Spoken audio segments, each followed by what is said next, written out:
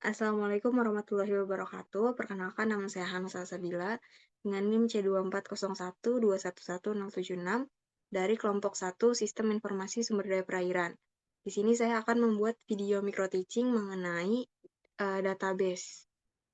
Nah, apa sih database itu? Jadi database itu merupakan suatu himpunan kelompok data yang saling berhubungan dan diorganisasi sedemikian rupa agar dapat dimanfaatkan kembali dengan cepat dan mudah.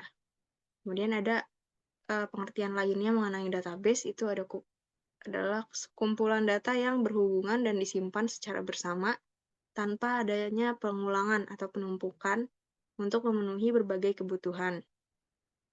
Nah, tujuan dari database ini yang pertama, kecepatan dan kemudahan, terus efisiensi ruang penyimpanan, keakuratan, ketersediaan, kelengkapan, keamanan, serta kebersamaan pemakaian. Nah, perbedaan basis data dengan lemari data. Jadi kalau basis data itu cenderung lebih fleksibel, sedangkan lemari data dia lebih membutuhkan ruang yang besar. Kemudian untuk basis data itu lebih mudah dicari dan juga lebih efisien. Sedangkan kalau lemari data itu membutuhkan waktu yang lama dalam pencarian data. Terus untuk basis data, dia tidak ada duplikat data, serta dia lebih aman, lengkap, dan juga akurat.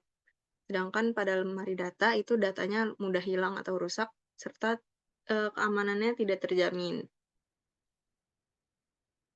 Nah, kemudian dalam hierarki data itu ada beberapa komponen. Yang pertama ada basis data, yang merupakan sekumpulan record yang berhubungan satu sama lain. Kemudian ada berkas atau file, yang merupakan rekaman data yang berkaitan dengan suatu objek. Selanjutnya ada record, yang merupakan kumpulan atribut data yang berhubungan terhadap suatu objek. Kemudian ada field, yang merupakan unit terkecil data. Terus ada byte, yang merupakan sekumpulan bit yang terdiri dari kombinasi 8 bit yang menyatakan sebuah karakter dalam memori. Dan terakhir ada bit, itu merupakan sistem biner yang terdiri atas dua macam nilai, yaitu 0 dan 1. Nah, model basis data itu ada 3. Yang pertama, model basis data hierarki, kemudian ada model basis data jaringan, serta yang terakhir ada model basis data relasi. Nah, untuk relasi ini merupakan model yang paling sederhana. Jadi dia menggunakan tabel 2 dimensi yang disebut relasi atau tabel dengan masing-masing relasi tersusun atas baris dan atribut.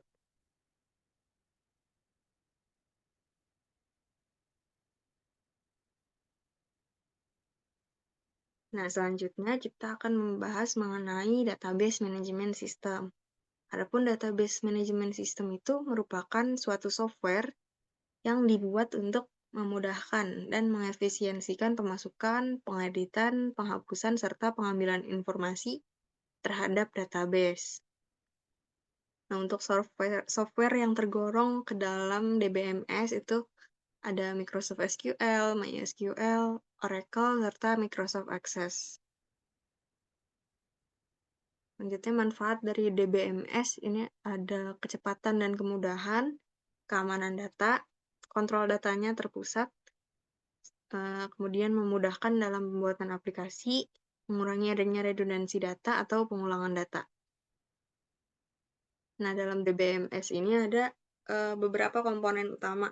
Di antaranya ada hardware, software, terus ada basis data, dan juga user atau pengguna.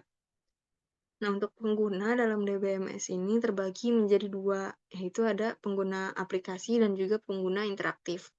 Bedanya, kalau pengguna aplikasi itu adalah orang yang mengoperasikan program aplikasi, sedangkan pengguna interaktif ini adalah orang yang memberikan perintah-perintah pada muka basis data, misalnya kayak select, insert, dan lain sebagainya. Terus ada juga pemrogram aplikasi, yaitu orang yang membuat program aplikasi menggunakan basis data. Dan terakhir itu ada administrator database atau DBA. Itu merupakan orang yang bertanggung jawab terhadap pengelolaan basis data. Nah, tujuan dari DBA ini adalah mendefinisikan basis data, kemudian menentukan struktur dan isi basis data, dan menentukan sekuritas basis data.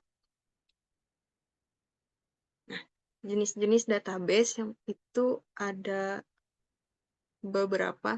Yang pertama ada operational database, contohnya kayak JavaScript, Object Notation, dan lainnya. Terus ada database warehouse, distributed database, relational database, end user database, document oriented database, hypermedia database, navigational database, analytical database, in-memory database, centralized database, sama ada external database. Nah, untuk jenis-jenis kunci dalam database itu ada 4. Yang pertama ada candidate key, yaitu merupakan suatu atribut yang lebih atau suatu atribut yang digunakan untuk mengidentifikasi sebuah rekor.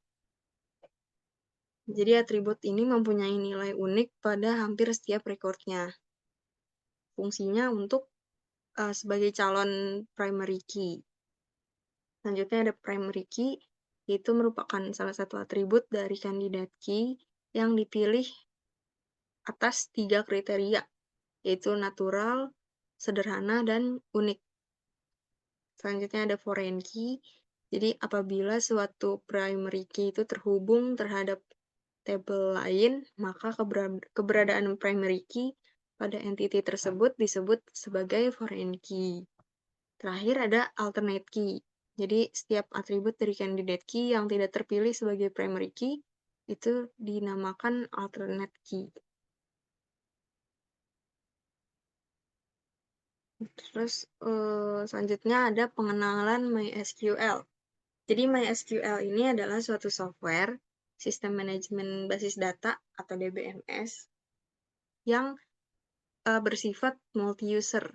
Jadi dapat digunakan oleh beberapa user. Nah, MySQL ini tersedia gratis di bawah lisensi GNU General Public License, namun tidak boleh dijadikan produk turunan komersial.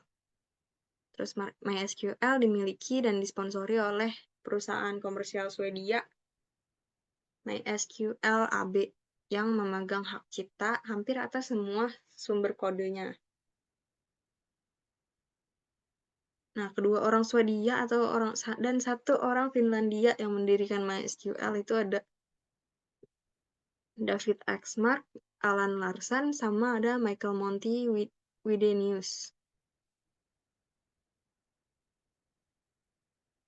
Nah, untuk SQL itu merupakan kepanjangan dari Structured Query Language.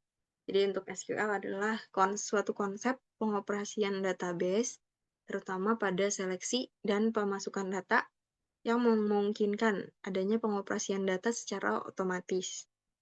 Keandalan dari DBMS ini dapat diketahui dari cara kerja optimizer-nya dalam melakukan perintah-perintah SQL. Nah, MySQL ini lebih unggul dibandingkan database server lainnya karena kecepatan query dalam MySQL ini bisa 10 kali lebih cepat dibandingkan dengan PostgreSQL dan juga 5 kali lebih cepat dibandingkan dengan Interbase. Perbedaan dari Microsoft Excel dan MySQL ini ada beberapa. Yang pertama dari sistem operasinya. Kalau untuk Microsoft Access itu hanya tersedia untuk Microsoft, sedangkan MySQL bisa digunakan di Windows, Linux, Macintosh, dan juga OS lainnya. Terus dari segi biaya, Microsoft Access ini cenderung lebih mahal dan juga dia berbayar. Sedangkan untuk MySQL ini gratis. Terus dari sifat database, Microsoft Access itu bersifat single user, sedangkan MySQL multi-user. Nah, dari tampilan, itu Microsoft Access menggunakan graphic user interface. Sedangkan MySQL itu menggunakan DOS, jadi dia tampilannya hitam putih. Dari segi kecepatan, untuk Microsoft Access ini pemrosesan datanya cukup lama, sedangkan MySQL cenderung lebih cepat. Terus untuk koneksi ke website itu Microsoft Access tidak berbasis web, dan sedangkan MySQL dapat terhubung dengan web. Untuk koneksi LAN itu untuk Microsoft Access juga sulit terhubung ke LAN, sedangkan MySQL mudah terhubung ke LAN. Nah, selanjutnya akan ada contoh dari database yang telah saya buat menggunakan Microsoft Access. Nah, jadi berikut merupakan salah satu contoh dari database. Jadi yang pertama, untuk membuat database itu kita perlu membuat tabel terlebih dahulu. Nah, di sini sudah dibuat untuk tabel barang, tabel beli. Nah, untuk tabel barang ini berisi barcode, nama barang, satuan, harga beli, harga jual.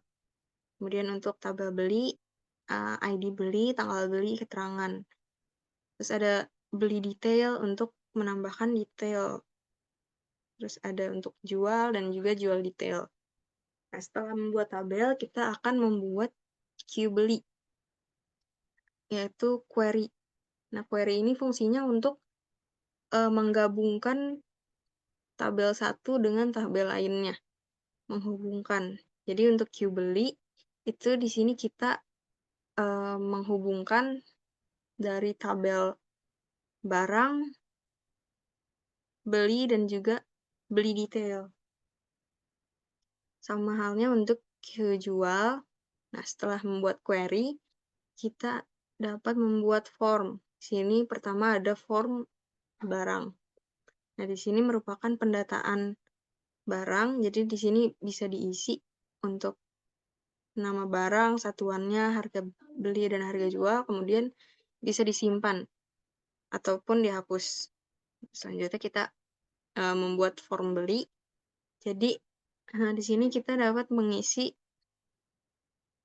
untuk apa aja yang dibeli gitu.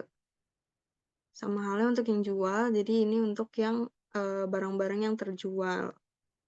Setelah itu, kita bisa membuat report sebagai output dari database tersebut. Jadi, untuk report akan muncul seperti pada gambar berikut. Jadi, di sini ada laporan pembelian produk, ada barcode-nya, nama barang, kemudian harga beli, harga jual, jumlah belinya, serta totalnya.